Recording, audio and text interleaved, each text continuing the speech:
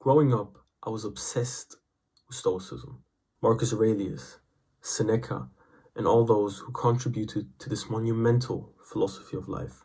The idea of being unfazed by anything, untouchable, in control, and indifferent to pain, it just sounded so powerful to me at that time. And when I say at that time, I really mean when I was 14, 15 years old. It seemed to me to be the ultimate cheat code for life. And ironically enough, if you look around today and you look at modern trends, everybody wants to be nonchalant. Everybody wants to be effortlessly cool. But what I realized when I got older is that Stoicism is a lacking philosophy of life. Significantly lacking for that matter, and that in pursuit of it, you can never truly live a fulfilling life. And whilst going out into the world and searching for a philosophy of life that would allow me to reach this level of fulfillment, all I had to do was look right in front of me. The philosophy that I so deeply sought after was the one that I'd been given at birth. Islam incorporates core aspects that I was critical of when it came to Stoicism, and it truly completes it, in my opinion. It is effectively what Stoicism has always tried to be, but perfected it. Just think about it for a moment. What is this whole nonchalant aesthetic really about? It's about showing that nothing moves you, that no matter what happens, you stay calm, you stay composed, untouchable even. And that's exactly what Stoicism preaches. And like the face of Stoicism, Marcus Aurelius himself once said, "You have power over your mind, not external events. Realize this and you will find strength." And I mean, at face value, this really does sound cool. But what if we really take a step back to try and unpack whatever it is he means by this? What's the real goal here? Is it to not care about anything? To shut out emotion? Is it to become an empty vessel of yourself, devoid of emotion, so that all that remains is a hollow figure? Because to me, that's exactly where Stoicism falls short. Because while it teaches you to master your emotions, it does not tell you what to do with them. It doesn't give you a purpose beyond just staying calm. And so for me, this is exactly where Islam takes the upper hand and completes it. And as I'm recording this, is actually the very first day of Ramadan, the holiest month in the Islamic calendar, where billions and billions of Muslims all around the world commit to a 30-day fast. And Ramadan forces you to confront and put something in the limelight that usually goes untalked about. Everything in this world is temporary. Your appearance, temporary. Your wealth, temporary. Your emotions, they come and go like waves in the ocean. And when you fast and truly commit to abstaining from worldly desires, that is precisely when you get to experience Ramadan in its truest form. And the other day I was in the gym, working out as usual, and someone came up to me and struck a conversation with me. And he talked to me about my physique, and he complimented me on my physique. And he started asking me, and he started seeking advice from me. And he asked me, how do I stay in shape over Ramadan? How do I maintain my physique during Ramadan? How do I not lose muscle during Ramadan? And how can I make the most out of this month in terms of fitness? I had to think for a moment, and I ended up giving him like a very plain and surface level answer, because truly I do not know. There is nothing of value that I can offer you. When I got back home, I truly got to thinking about the interaction that I just had in the gym, and it reminded me of myself from last year and the year before that, and possibly even the year before that, when during Ramadan, the only thing I had on my mind, and I kid you not, this was my priority during Ramadan, was to not lose weight. For some reason, during Ramadan, all I can think of was, how do I stay in shape? How do I maintain my current mass?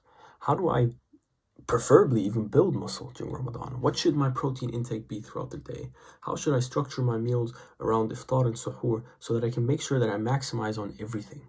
And looking back, I am ashamed. I'm genuinely ashamed of how I used to think like that.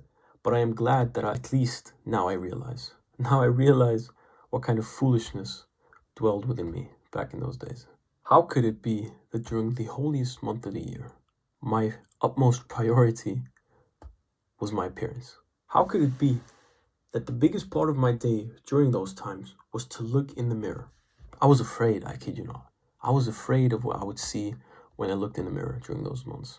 And honestly, I hate even to admit this on camera, but I feel like it is imperative that I say this to lay out an even more important point. Every time I looked in the mirror during those times, I saw a part of me fade, figuratively as well as literally. But this is exactly what Ramadan is about. This is exactly what Ramadan is supposed to teach us, that everything in this world fades. And if your sense of self is tied to those things, to those worldly tangibles, then you will forever be lost in life. And that, ladies and gentlemen, is a hard pill to swallow. And for me, this is exactly why Islam takes a step further than Stoicism. Where Stoicism tells you to control your emotions, Islam tells you to surrender them. Where Stoicism tells you don't let external things affect you, Islam tells you detach from them entirely because they were never yours to begin with. And that is exactly the secret, ladies and gentlemen. Detachment is not about indifference. It is about trust. Trusting that whatever you leave behind that is of temporary nature in this world, God will replace with something that is eternal. But there's one more piece to this puzzle that I do not hear people talk about frequently enough. And it brings me to one of my favorite quotes, actually, by Al-Ghazali, one of the most infamous scholars and philosophers of the Islamic world, and in my opinion, the entire world. And he very famously said in his book on disciplining the soul, God does not change the circumstances of a people until they change that which is within themselves. Let me repeat that one more time because it's paramount that you understand what that means. God does not change the circumstances of a people until they change that which is within themselves. Yep, he said that. He really did. A lot of us, we ask for change. We pray for change. As a matter of fact, we beg for change. But you know what we don't do? Change. We stick to the same habits, to the same mindsets, to the same routines that got us in the place that we're in to begin with. But we still hope that somehow we wake up one day miraculously and everything around us has improved. But it doesn't work like that. And you know it. It simply cannot be that if you have an exam next week, all you're doing leading up to the exam is going back and forth between Instagram Reels and TikTok. In between, maybe you'll watch a YouTube video or watch an episode of the show that you're currently following. And then when it really gets down to the money and it gets serious on the day of the exam, or say even the day before, you start spending, a bit more time in prayer. You start talking to God a bit more seriously. You start talking about, oh God, please help me, aid me in passing this one exam. I really want to pass this exam. Please make me remember all those flashcards that I memorized. Please. They'll wake up the next morning extra early to make sure they don't miss Fajr prayer, which they haven't prayed in months on time, just to seek out this extra bit of blessing for the exam. And so fast forward a week when the results are out and you see that you clearly did not pass. Who's to blame? Is it God for not answering your prayers?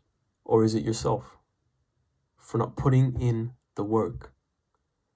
For not changing that which is within yourself first? For God does not change the circumstances of a people until they change that which is within.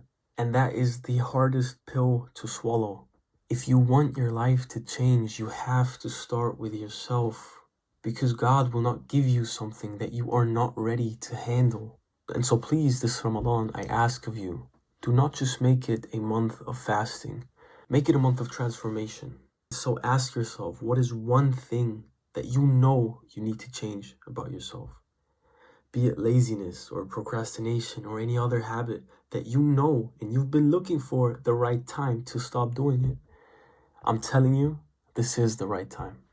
There is no better time, as a matter of fact. And don't just make it a change for 30 days. Make it permanent. Stick to it. Try to the best of your abilities to stick to it. Use Ramadan as a catalyst, if anything. Don't use it as a scapegoat to be a better person. for 30 days. Try. I know it's difficult, but again, change requires sacrifice. So use this opportunity to leave those habits in the past and for you to hopefully exit Ramadan with better habits in their stead. Because Ramadan is not just about abstaining from food. It's about starving your ego. It's about emptying yourself so that God can fill you up with something much greater than you can ever imagine. I've said all that I've needed to say, and I think I've managed to get everything off my chest. And so that leaves you with a choice now. Do you stay where you are and remain complacent? Or do you take a step towards God and watch as He takes 100 towards you? Thank you for watching.